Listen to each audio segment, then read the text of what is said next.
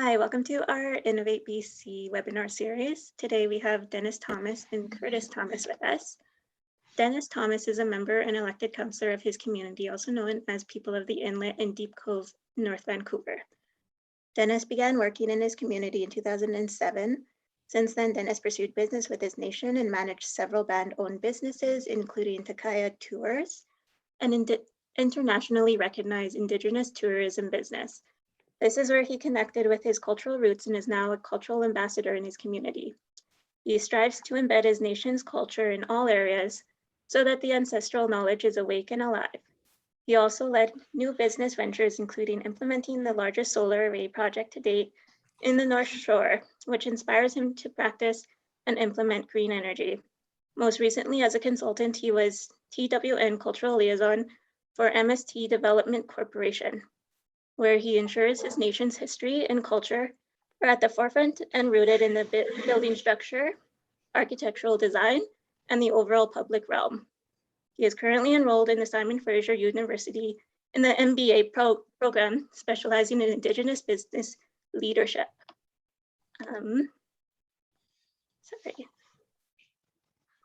And Curtis Thomas was born and raised in the Tsleil-Waututh Nation community. Curtis's grandparents are Les and Rose Thomas on his father Ed's side, and Ken and Bernadette Hilfrich on his mother Lynn's side. He is a middle son in between two brothers, Ed and John. He has a beautiful family with partner Corey and daughter Charlie. He's a Red Seal certified plumber and a B-level certified gas fitter, gaining both certifications from BCIT. He is the owner of Warrior Plumbing and has worked in the industry for 17 years.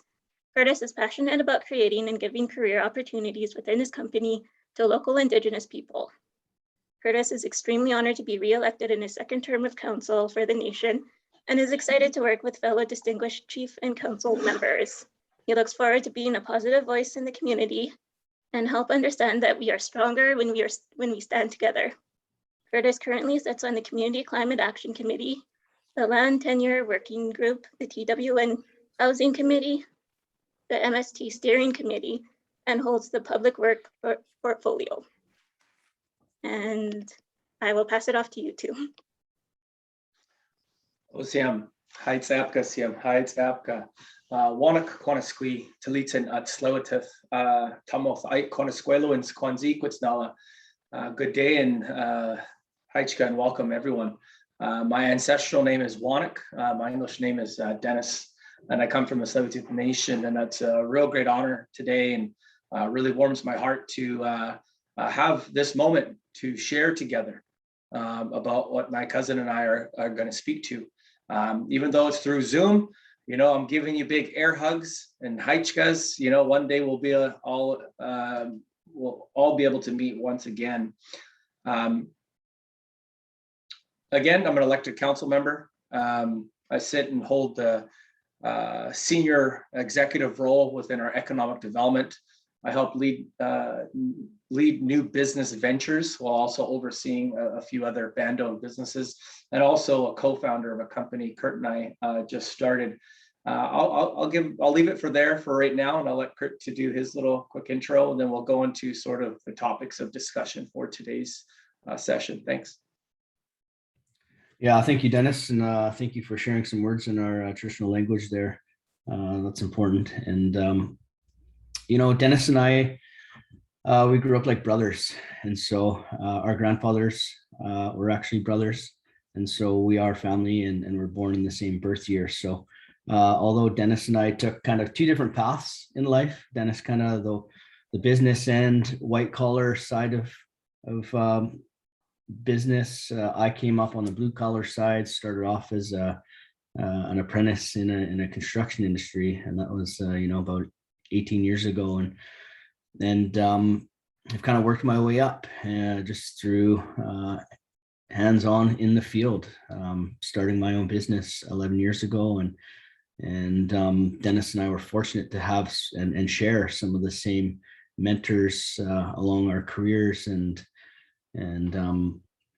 have instilled those values in us that Dennis and I share. And I think we all share as Indigenous people, and kind of has led Dennis and I to where we are now. And we're both currently elected leaders for our nation. We both are partners in Quas Enterprise Limited. We're both entrepreneurs. We're driven and we're motivated, and we're passionate about prospering as a collective with other Indigenous people. And I think that's where Dennis and I, we bring our Indigenous values into not only business, but to everything we do. And we're starting to see a bit of shift in the narrative where the outside community appreciates that. And, they're looking for ways to not only find partnerships, but just find good ways to involve the local Indigenous people in the business. And so we're seeing this bit of a Indigenous renaissance currently, with many, many opportunities, and especially in the lower mainland of Vancouver, BC, where Dennis and I were born and raised, and our nation's traditional territory is. And we also share and overlapped traditional territories with the Musqueam and Squamish nations. And so I think that's what we're going to kind of get into and discuss this afternoon with you. So thanking you all for taking the time to join us, and looking forward to having this discussion with you. And Dennis, I'll turn it back to you. Thanks. Sure. Well, that was both basically our intros. So now we're just going to give you a background on economic development and TWN and how we have grown from 40 years ago. No one wanted to do business with us to now present where everyone wants to do business with us. So Kurt, this was your part here. Yeah, thanks, Dennis. So Dennis and I have seen a drastic change in our nation within our 39 short years on this beautiful Mother Earth.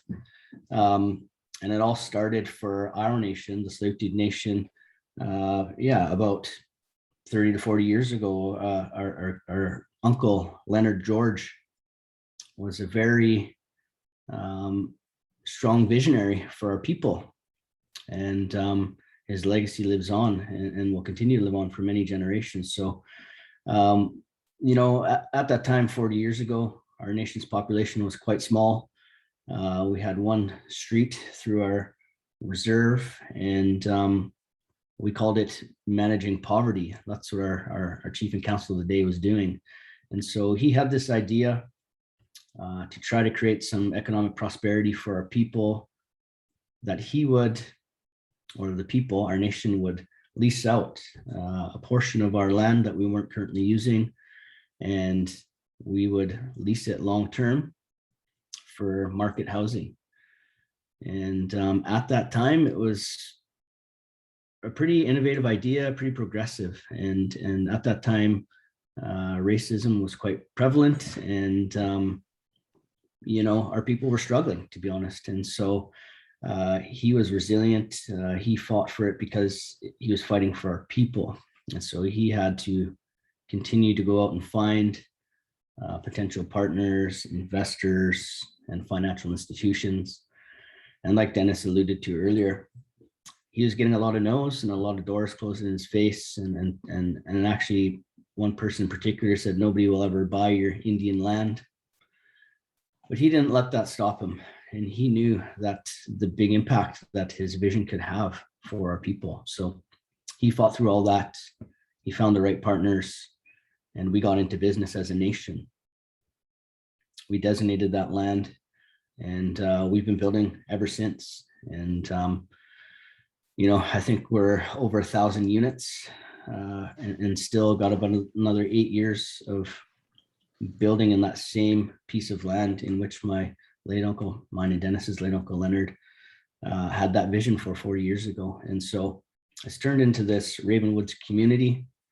It's highly sought after, not only in the initial pre-sale. The job sites often sell out before the construction has even begun, but also on the resale. They're 99-year leases, and we've seen them. The value has come up with the local market housing that surrounds this neighborhood. And so even on the resale, the inventory doesn't last long on the market. So it's quite the success story. And it all started from our late Uncle Leonard's vision to try to create some economic prosperity for our people. And you know, we've seen millions of dollars in revenue come from this project. And it's allowed us to invest not only in our businesses, but in our people, you know, to provide one source of revenue for things like health programming, wellness programming, youth and elders, even to help fund our own administration. And so it was a great vision that came to life. And Dennis and I feel like, as you know, young and up and coming leaders for our nation, that we have some big shoes to walk in, but we're going to do our best to honor our, not only our late Uncle Leonard, but all the past leaders and our ancestors and the strong people that walked before us. And so that's a little bit of a background about our Tsleil-Waututh Nations economic development. Dennis, if you want to jump in and add anything. No, that's I think you nailed it really good, Kurt. Yeah, Kurt and I were young bucks, you know, and we got to see the visionaries of our past leaders, and it's up to us to have this connection, and it's an obligation for us to continue this journey. If it wasn't for those past leaders and late Uncle Len, you know, we don't know where we would be.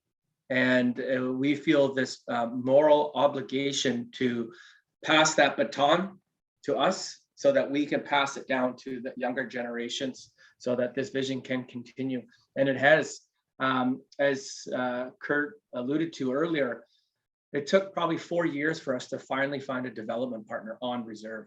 It was like a no-go zone. And it finally took, after 3 years, to find a partner that would actually invest in it. And they nurtured us. You know, they helped us build a nest. They helped us communicate. They helped us get wings, and then they taught us how to fly. And it was a nice organic partnership that dissolved naturally, and from there everything really took off. And we're going to discuss, I'll be discussing our MST visions and our projects and how we are indigenizing them in the city of Vancouver. But next on our list here is, we're just going to quickly give a background to Warrior Plumbing in Quasin, and then after that we'll get into the creation of MST, which is where I'll step in. So Kurt, can go. Yeah, thank you, Dennis. So everything is going to come full circle. So we started off with how our economic development department was created, our great uncle Leonard and his vision. And so that vision was very fortunate and played a huge part of my life and where I'm at today, and having the ability to start Warrior Plumbing. So back when I was about 22 years old, I was a few years out of high school and not really doing a heck of a lot with my life and working from job to job, but not really thinking long-term about a career. And so my late Uncle Leonard ran into me, and he used to call me son, and he asked me, "Son, what are you up to these days?" And I was honest. I said, "Not a whole lot." And he said, "Son, I want you to know, we started our economic development department, and our people are sacrificing the lands over here that we're developing and we're putting out for market long-term lease. And it's more than about making money. It's about empowering our people. It's about opening doors for our people." And he said, "Have you ever thought about, you know, working in construction? Because we work with every trade in the book over here on these big multifamily developments." And at the time, I was a young man, and I said, "No, I haven't really thought about construction." And he said, "Well, think about it. If there's anything in construction that you want to give a shot, let me know, and I'd be happy to at least put you in touch with somebody." And so I said, "Okay, thank you, Uncle." And I think it's all about timing, because, you know, about a week later, I ran to one of my older cousins who was more of an acquaintance, but he grew up in our community, and you know, I call him my older cousin. And so his name was Mike, and he's the only Indigenous plumber I had known at that time. And he had just been certified and got his Red Seal ticket, and we ran into each other, and he asked me the same thing. "Curtis, what are you up to these days?" And I said, "Oh, I'm not doing a heck of a lot." And he said, "Well, have you ever thought about getting into construction and plumbing?" He said, I've just got my Red Seal ticket and I can travel all across North America and make good money and work anywhere really, and even start my own business if I want to. I was like, okay, so tell me what's good about plumbing. And the one thing I remember that caught my ear is he said, you'll be lucky you'll be able to work with a roof over your head every day. And he said, you'll be protected from the elements. So that's one thing that caught my ear, and I was drawn to plumbing. So fast forward another week, I run into my Uncle Leonard again, and I say, hey, Uncle Leonard, I thought about it. I want to be a plumber. And so he says, great, let me make a phone call. He makes a phone call. I get hired and start a plumbing career, a plumbing apprenticeship the following week. And so, we'd been working with this plumbing contractor who had been doing these multifamily projects with the community. And so I started my apprenticeship. And, 2 years into my apprenticeship, a new phase of our project in our community had started. So it was an opportunity for the first time in my 2 years working for this company to come back and work in my own community. And, when that happened, again, I ran into my Uncle Leonard, and he said, hey, son, I heard you're doing great. I heard you've done your first 2 years of your apprenticeship. I'm so proud of you. And I want you to know this is what economic development for our people is all about. This is what I do, is to create these opportunities for our people. And he said, one day you're going to have your own company. And one day you're going to be hiring people from our community, and you're going to be running these jobs over here. And at the time, I didn't really believe him, to be honest. But so thankful now for him planting that seed in my head. And so here we are, 17, 18 years into my plumbing career, going on 12 years of owning my own business. And I'm over here actively right now to this day on a construction site in that same Ravenwoods neighborhood, working in our nation's territory. And, over the last, I'd say 5 years, we've employed 20 plus Indigenous people. And we currently have 6 Indigenous staff, and some of my core crew are my family. They're my cousins. And so that's how our economic development has allowed me and opened doors for me to come back and be involved. And like Dennis said, hopefully be able to pass that baton in inspiring and teaching and mentoring some of the younger people from our community, in hopes that they too can have their own company one day, or they too can get their Red Seal certification and they can make some good money working on our traditional territory. And then on their own, they walk through our community as a role model and as a leader, and as somebody who can be a provider for their families, a modern day hunter and gatherer, if you will. And so recognizing the tremendous amount of opportunities that the Tsleil-Waututh Nation and also the local 3 nations, Musqueam, Squamish, and Tsleil-Waututh, have come together and formed MST Development Corporation, has 200 highly developable acres in the Lower Mainland. Dennis and I had the foresight, and then we've been talking for a couple of years about starting another company and kind of trying to capture some of that opportunities that we foresaw. And for me, Quasin Enterprises was another opportunity to reach out and connect with our younger generations and our people, and try to open doors for them and give them opportunities and the ability to support them and to mentor them. Because for me, there's only so many people in our small community that want to be a plumber.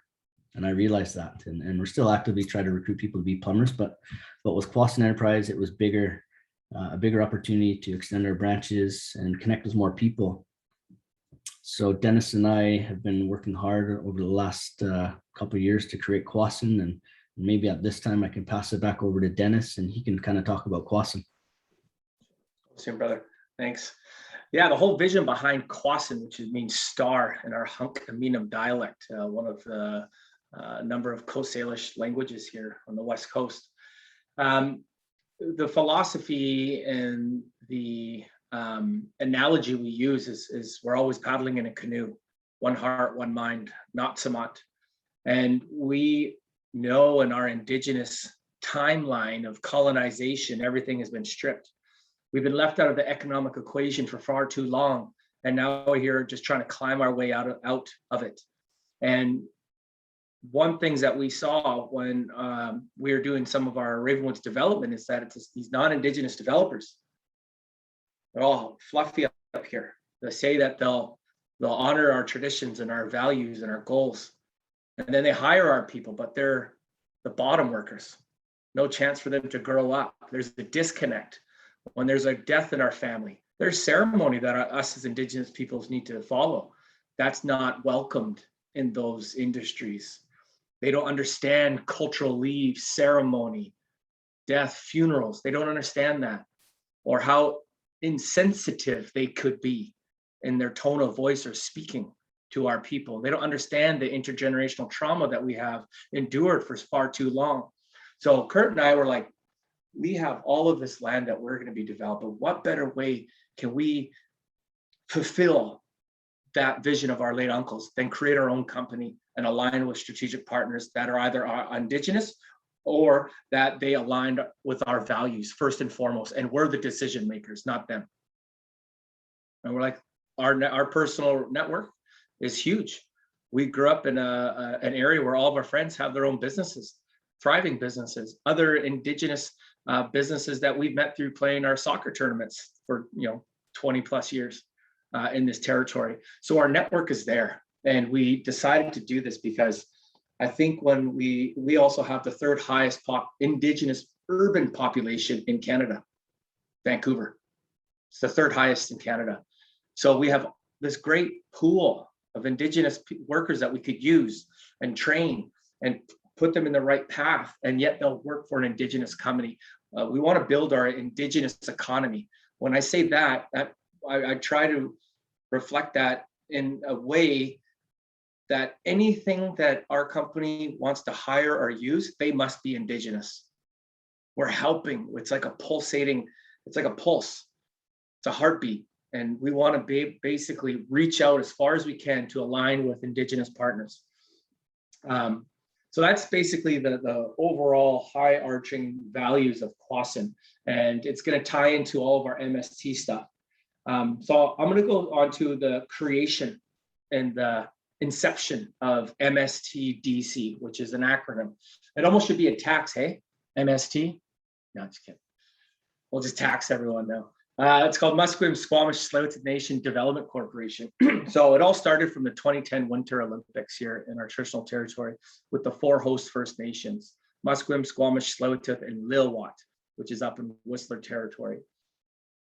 That was 3 years. I was the 2010 coordinator for the Olympics for 3 years. And our people always knew pre-contact, we were harmonious, we were holistic. We had oral laws, oral traditions passed down to us, like that shared territory, that shared river. We shared our resources. And that all got taken away when the Indian agent, draw your territory on the map. We got to divide you guys up. That's the reason why some of the nations fought, is because of that colonial mindset. And for many years, whenever crown land or provincial land went for sale, the Indigenous group in that territory had the first right of refusal. These projects in these lands were enormous, too much for one nation to buy.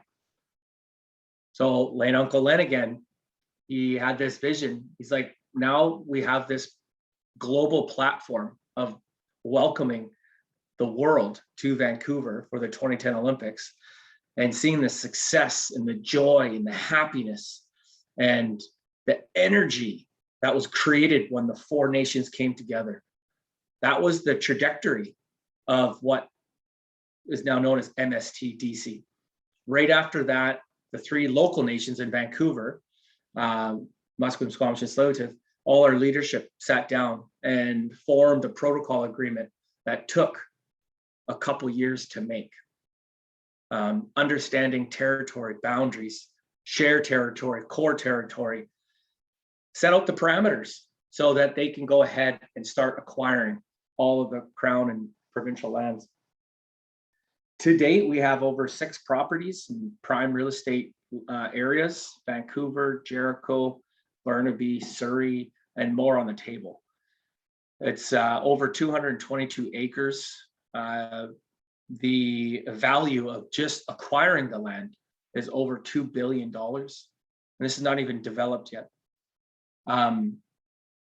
In 2019, we just received a prestigious award by Vancouver Magazine as the most powerful group in Vancouver. The 3 nations are taking back our land, are taking back our territory. And in one of our most recent projects that's going through rezoning right now with the city of Vancouver, we also just won an award, as in the planning stages. And this is where I'm going to get to the indigenization, the ingenuity of the development phase. Colonial development process, right? You go through a policy statement through a municipality, you go through rezoning, you go through design guidelines, you go through DP and BP. With MST DC, we actually took over a site and we were going to decolonize it. We were going to decolonize the, hey cuz, and then just talking about MST right now, Shar. So Shar is my other cultural liaison for MST Development Corporation. And I represent Tsleil-Waututh Nation, and there's a Squamish Nation rep. And us 3 are the ones that are decolonizing the development industry in the city of Vancouver. So just to let you know, all of these lands are fee simple. They're municipal lands. They're not reserved title. So we do have to follow their process. But in this process, we're changing it. We're changing the narrative to be led through Indigenous lens first. And this is where we're winning the awards. This is where we're getting accolades. This is where we're educating the municipal process, and they're learning, they're changing. One of the examples of what we do as cultural liaisons with our Canadian Lands Corporation partners, and also any of the architects, planners, or designers, is before they even start conceptualizing about the density, the square footage, the amenities, the green space, the sustainability initiatives, they must go through the 3 nations first. The 3 cultural liaisons, we introduce ourselves, we tell the raw history, we tell them what our goals are and our ambitions are. Once we start, we added this new thing in the development process, in the municipal process. Sometimes you got to submit a policy statement and a rezoning application. Within the rezoning application, we created this new chapter called the Cultural Interpretive Strategy. And that is what informs the entire process of the development phase thereafter. We heavily, this was pre-COVID, we heavily engaged with the 3 local communities, the 3 local nations. We had our elders, we kids, our youth, adults.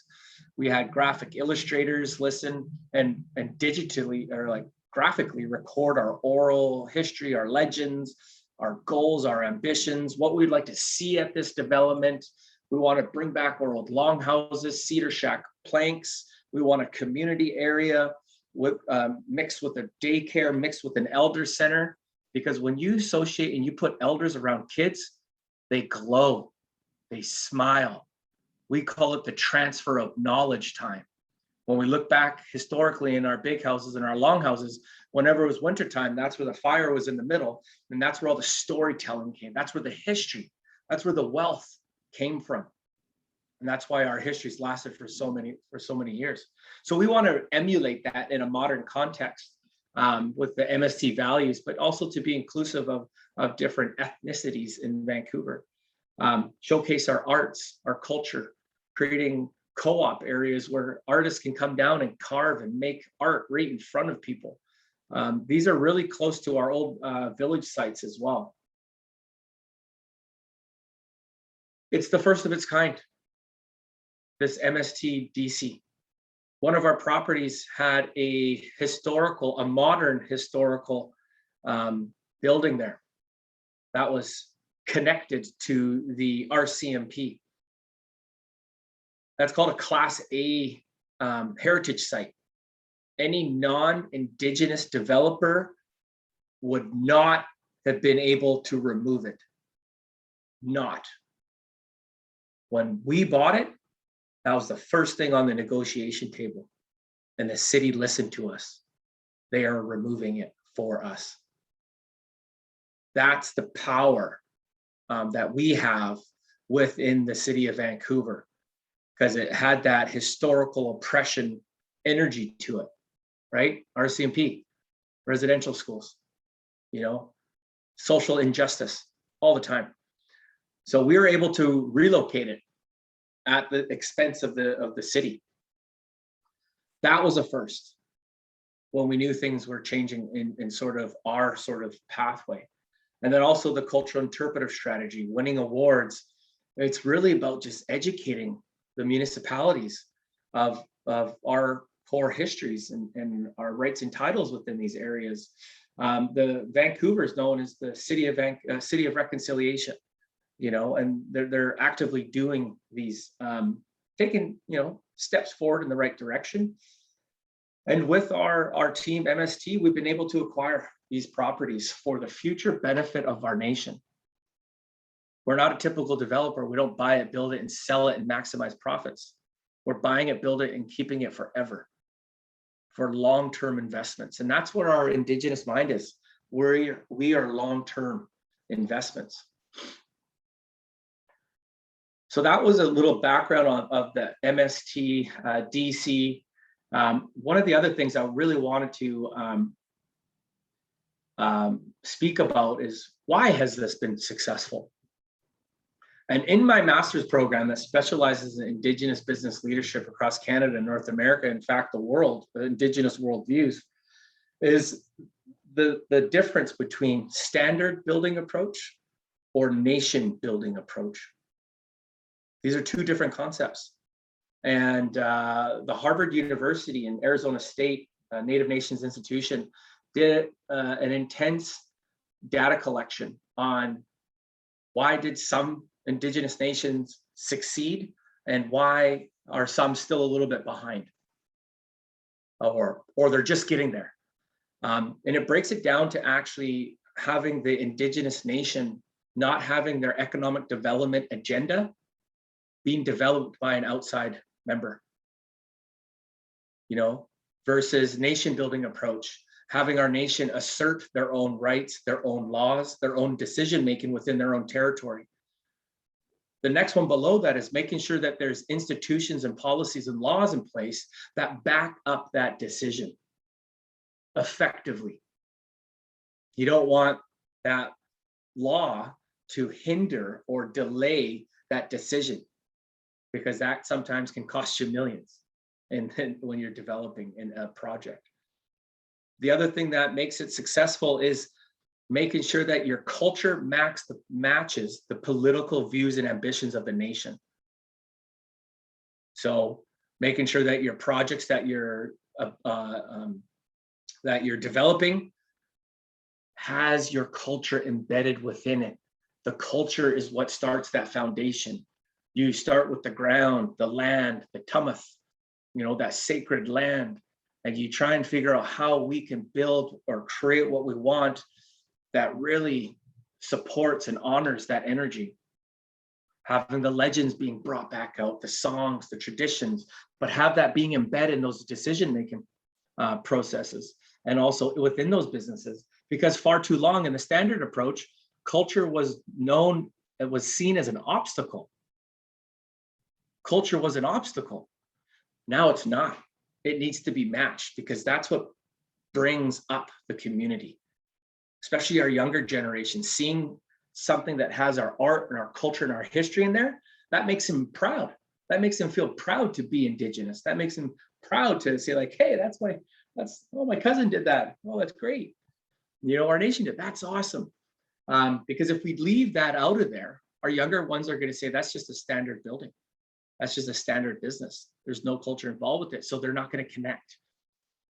The next one is for the nation building approach is making sure that as leaders, as Kurt and I, and any of our leadership and our staff really need to be mobilizers and empowering our members to see what this level of leadership looks like. Making sure that they sometimes have a voice and to see those higher positions so they actually can reach for something. They cannot just say it's a standard job. They're actually saying like, wow, I was at a leadership with Dennis and Kurt and they brought me up to the stage. They asked me to say a few words. You know, they wanted to see what that would have been like. So you're giving them their own opportunity to have a voice. And that's what happens in the old standard approach. Those opportunities were never there. And guess what? Those members left to feel appreciated somewhere else. They left and then they might come back. So those are some of the differences for the standard and nation building approach. Another one is the long-term vision, long-term strategic goals. That's huge. You know, especially our nation, Tsleil-Waututh, we just changed from a 2-year term to a 4-year term.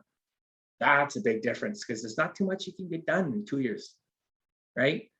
You want to you don't want to try and swing for a big home run in a big project.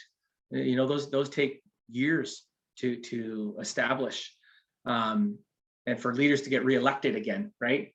4-year term, long-term vision, long-term goals is how we sort of set those perfect opportunities. So you're not hitting a home run, you're hitting singles, you're hitting doubles, you're getting on base, and eventually that's how you're able to build that economy, the Indigenous economy.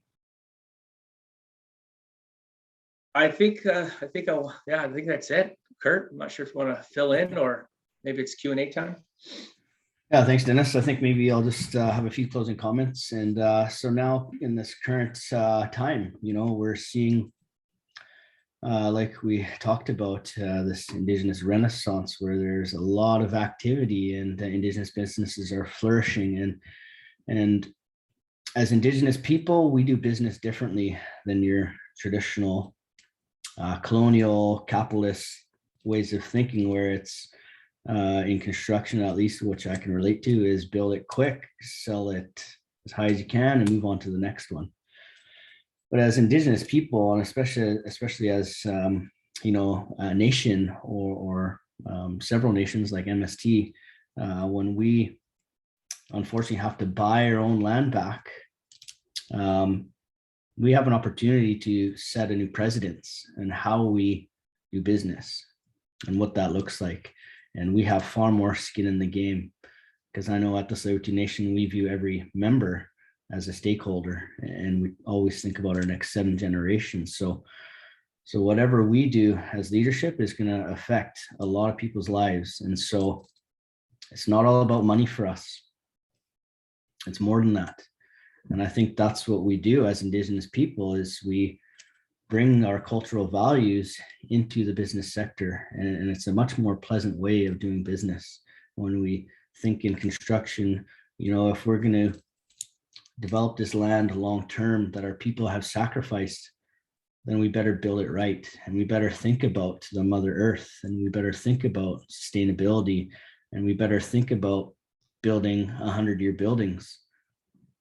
And thinking about ways to incorporate our people to be a part of this project. And like Dennis said, not only the boots on the ground, the low-level jobs. We want them to be the project managers. We want them to be the architects. We want them to be the lawyers. We want them to have an opportunity to find their career path in one of these projects, like I said, that our people have sacrificed the land and allowed us to come along and redevelop and continue to create that long-term economic prosperity for our people. Yeah, so I think that's my train of thought for now. Dennis, do you have anything else you want to add?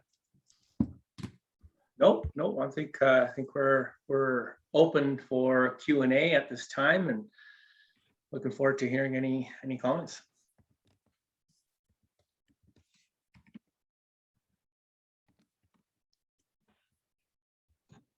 I just want to say thank you. That was a great presentation and you guys nailed a lot of stuff. I took a bunch of notes. I really appreciate it. Thank you, Chastity. Where are you calling from? I am calling from Kamloops. Kamloops, okay. Yeah, I'm at the residential school actually. Yeah. I work for Community Futures Development Corporation for the Central Interior First Nations. So I help small Indigenous businesses recover from COVID-19 and wildfires. But I'm solo in Statler. Yeah. Are you working with Kamloops Indian Men? No, I work for the nonprofit organization. Okay. So Community Futures. Yeah, awesome. Yeah. Nice to meet you. Nice to meet you. Thank you. Nice to meet you, Chastity. I think Shar has a comment. No, I'm just kidding. Anyway, I'll say hello. I'll introduce myself. My name's Charlene Grant. I work with the Musqueam First Nation. I work in the lands department here in Musqueam, and I'm also the cultural liaison with, I work alongside with Dennis, and it's nice to see you all interested in what's going on in the First Nations world of economic development. Hajka. Awesome. Just wondering if there's, if you're aware of any other organizations that have a similar perspective as yours across the country. I'm calling from Ontario, and particularly interested in, you know, I would love to be aware of a company that has Indigenous values, that's Indigenous based, that's in the mining sphere, which is, I know that that's often not considered, well, it's the antithesis to life-giving in many ways. And I just wonder if there are any Indigenous organizations that could bring more sense to that. Well, I actually happen to sit on the First Nations Summit Energy and Mining Council, specifically on the renewable energy side, not the mining side. But it allows us to really look at, you know, there's other Indigenous communities and also Indigenous businesses that specialize in that sort of field. You said you're in the mining industry, so I don't know any of them, but you know, there has to be a handful of them out there that are doing that type of work. But as far as my recollection, I'm not sure if there's any other alliances out there with other intertribal, First Nations that are taking back their core territory. You know, we had this wonderful event, the 2010 Olympics, which really showed the three nations like how it used to be, you know, us working together. And then the inception and creation of MST DC. And then it just started going and going and going. And it's been great to watch it from, you know, 8 years ago, not being a part of it. And now I'm actually like in it.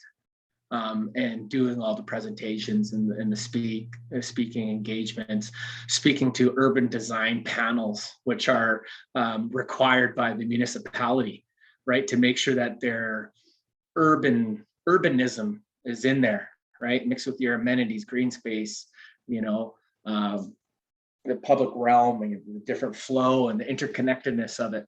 And that's all. I forgot to mention that. That's the unique thing, that within our developments. Oh, actually, I think I mentioned that. We're making it almost like it's our old village sites. Everything has a touch point. Everything has our language. Everything has cultural relevance to it. And our legends in there. It's going to be, I can't wait to actually see it come to fruition, to be able to walk through it and to be able to be like, hey, this is our history. This is us. But yet it's helping the city of Vancouver especially with our housing crisis. It's Ken in Ontario. Just a reminder that Grand River Enterprises has taken over Canadian Gypsum, the drywall manufacturer in Cayuga. So and that's definitely an Indigenous initiative. Whoa, here, let me just.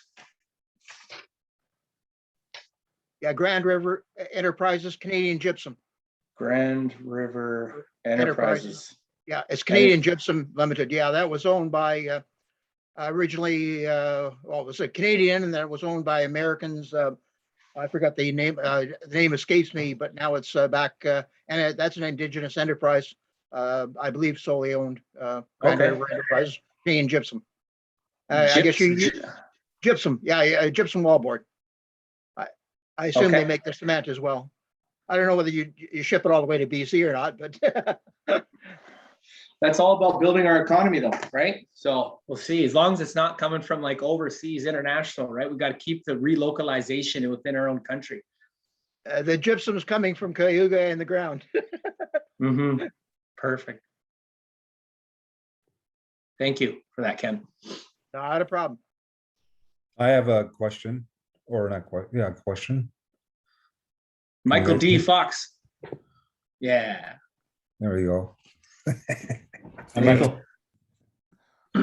Yeah, I thank you for sharing, Kurt and Dennis, the story.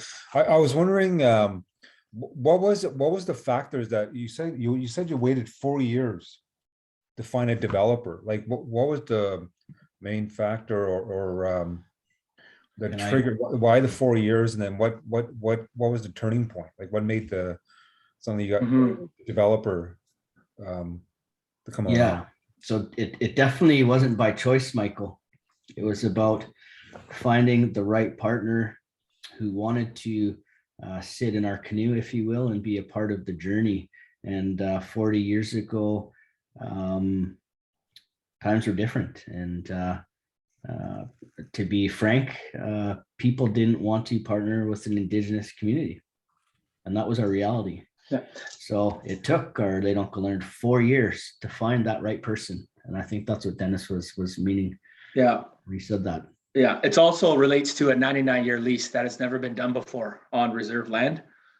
So that was the first of its kind. I believe we were one of the first First Nations in Canada to actually do residential development on a 99-year lease. Right. Oh, Musqueam too? Yeah, there you go. Yeah, they did have one. They had one on a 30-year lease though, right?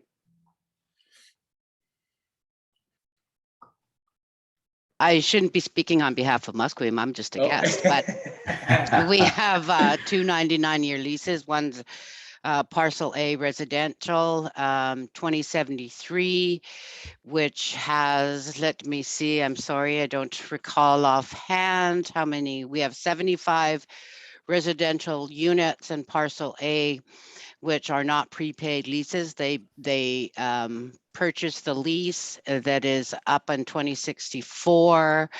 Then they pay annual lease rentals to the band, and they also pay taxes. And then, we have a prepaid lease, which has 144 units, home residential units, large houses, large lots. These are all prepaid, and they are up in 2064.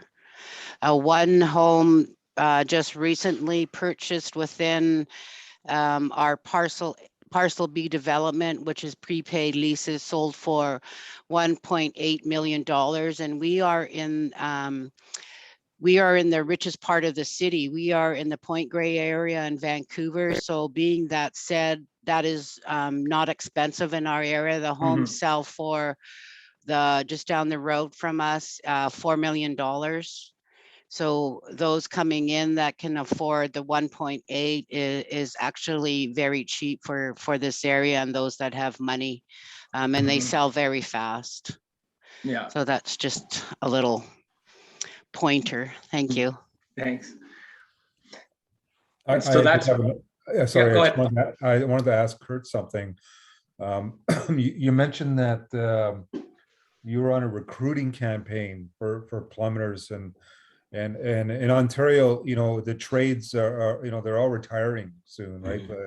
On the trades, I was curious your success rate or your methods of recruiting Indigenous folks in the trades.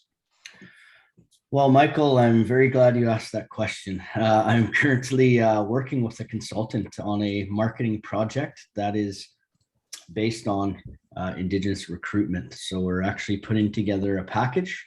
It'll be a digital package with some nice digital posters and kind of some infographics that we want to send out to local Indigenous organizations and Indigenous communities to let them know who we are, what we do, what our values are, and the kind of people we want to join our team, and hoping that we can create that relationship and that they can become advocates in sending people our way, if you will.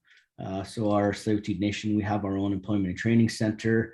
I believe same with the Musqueam Nation and the Squamish Nation, but there's also, like Dennis said earlier, a very big urban Indigenous population in the downtown core. And so there are urban Indigenous organizations down there that do training and employment centers. So we basically are working on that right now, and we're probably a week or so away from having that material. And the other part is just kind of strengthening our brand, Warrior Plumbing, so that when people want to or consider working for us, that if they went to look online at our website or maybe any of our social media accounts, they can get a good picture of who we are and what we do, because that's really where we see the value is when people can have that human connection and understand that we're a good company and we're a family-run company, and part of our Indigenous values is prospering as a collective. So people having their seat in the canoe and being a part of the team. Question for Kurt. Kurt, have you thought of teaming up with the other three nations in regards to maybe putting a program within the colleges around here for First Nations, just specific for First Nations? I know we cannot just say we don't want other races, but we could set up a program for the nations itself within a school like BCIT, or to create red ticket holders. Is that what you call them? Red ticket holders? Red seal? Red seal, red ticket holders. Oh my God, we know what red ticket holders are. Red seal, yes. Charlene, I appreciate that question. Great idea. I know the Squamish Nation already has their own in-house training facility, and they actually do piping level 1 and foundational courses for Indigenous people. For me personally, I think I struggle with that. I would love to be a part of it, but I don't see myself, I guess, as an instructor or a teacher. So I would need help in building that capacity, and also the time is another thing. I'm on our leadership council and an owner of 2 businesses. So for me, being able to train and mentor people through those businesses is really going to be my sweet spot and where I think I could provide the most value. Because I would probably be uncomfortable standing in front of a chalkboard and trying to teach people some of that technical stuff that, maybe I'm not the strongest at. So, but with the MST, I believe that, I hope that that'll become a thing, and I really think it can, but it's going to take a lot of work and a team full of people to make that happen. And if I have a place in that journey, I'm all for it, and I think I could add some insight. But yeah, great idea.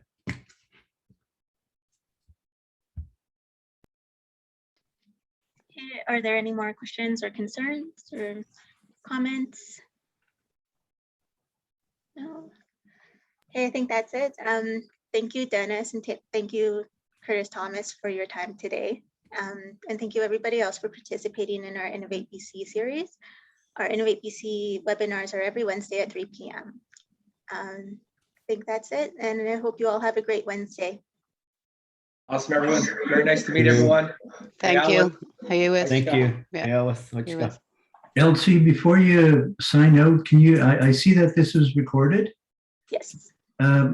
Is it, I had another meeting and I couldn't join till late. Is it possible to access the recording later or get a link to it? Yes, so like all our recordings will be uploaded to our website. Just a second.